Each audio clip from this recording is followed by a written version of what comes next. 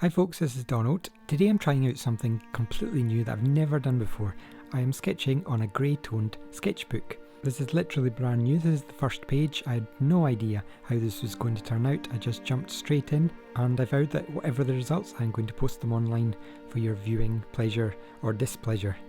I'm still using my same wibbly wobbly technique that I usually use, and I'm making every effort to avoid any following of rules. I draw with absolutely no reference to perspective rules or vanishing points or anything like that. But I did find the exercise really quite interesting. Drawing on a grey sketchbook really messes with your head because I spend all the time drawing on white sketchbooks, white paper, and there's almost as if something's gone wrong with your eyes because you're looking at this thinking this should be white and it isn't, and it's weird. But I also sort of like it. It's just something a wee bit different. It makes you think differently about the sketch. I had to slow down a little bit and actually think more about what I was doing rather than just sploshing stuff on like I usually do.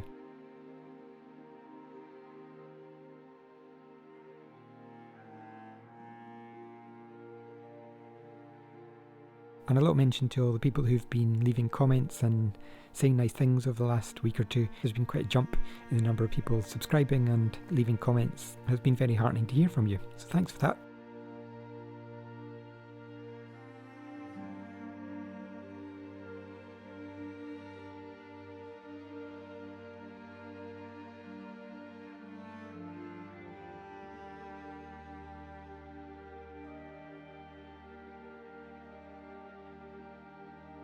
Once I finished doing the outline, I started filling in lots and lots of brick detail, and it's one of those sketches that I felt like needs it. It's about creating the solidity of the building, and then I'll be using brush markers to shade it all in different shades. And that was the reason I actually picked up this sketchbook, is that I was actually looking for a different sketchbook online, and I clicked into this one that I had seen before but I'd never actually read properly about what it would do or whether it'd be something that would be relevant for me. In the description it said that one of the mediums that it's good for is India ink, and that is what I primarily use, is India ink markers. So I thought, well, maybe I should give that a go. It might end up being something that I really like using. And as you watch me drawing in window panes and lots of bricks and cobbles, and I did draw a lot of bricks and cobbles, I'll just tell you about the paper. So this is a 120 GSM paper, so it's quite a low weight compared to sketchbooks that you might have used before. Especially if you're using watercolour paper, that will be probably twice the weight of this. It's quite a thin, flimsy paper, and it really is just for drawing on. And this is the A4 version of the book that I'm using, but you can get it in an A5, so half the size of this.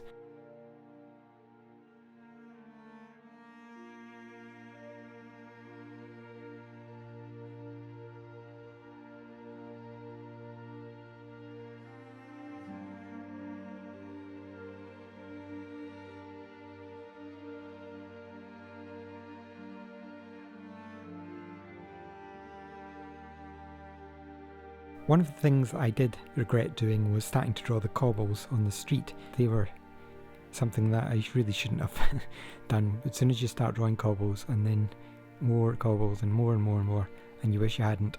Apart from the fact that I made them far too straight so it looked more like a brick wall. It really just didn't need it. There was so much brick detail on the building. I should have just left the road clear. I think it would have looked a lot better. But hey, that's fine. Sometimes you try things and sometimes it doesn't work.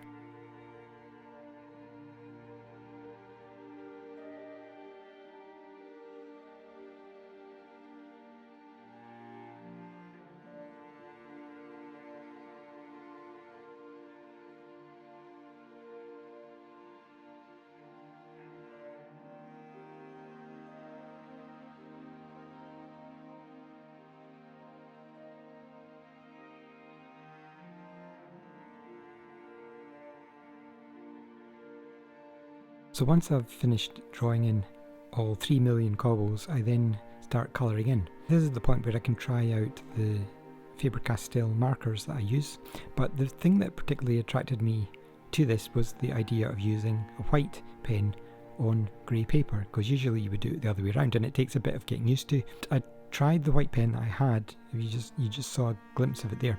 It was also a Faber-Castell white India ink marker, but it barely showed up. Fortunately, I had another white gel pen in my arsenal, so I came back later on with that pen and you'll see how that turns out shortly, just to keep you in suspense.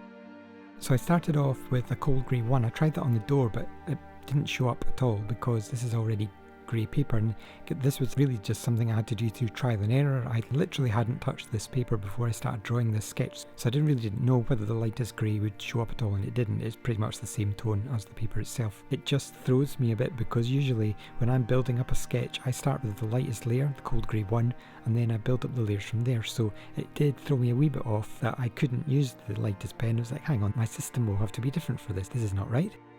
So then the cold grey 3 in this soft brush set that I have, just dotting about random bricks and cobbles.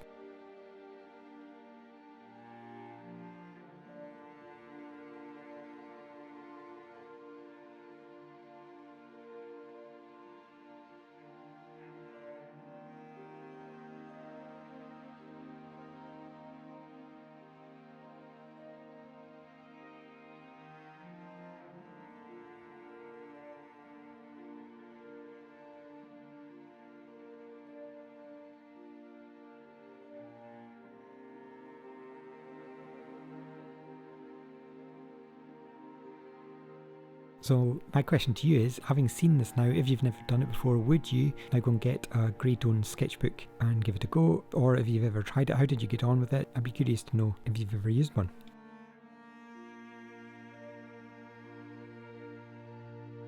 Then the next layer of contrast is the third grey in the set, which is a cold grey 4, and then after that I go in again with the cold grey 6. So I'm using the full range of the cold grey soft brush markers, and I quite like the effect. I would be doing something pretty much exactly the same on white paper, but there's something more subtle about sketching on grey paper. It just feels really strange because you're looking at the sky and the road and thinking that should be white. And speaking of white, this is the white gel pen, and this is the part that I really find interesting. So this is a Uni Signo white gel pen, and that really popped. This one was much more effective. It's a thick, opaque, almost paint-like gel that comes out of it, and it's really bright white, and I thought that really stood out. It kind of made the sketch come alive, and I actually wish I'd done a little bit more white. I could have put white in the chimney pot and just other little highlight details to bring those out, make it pop.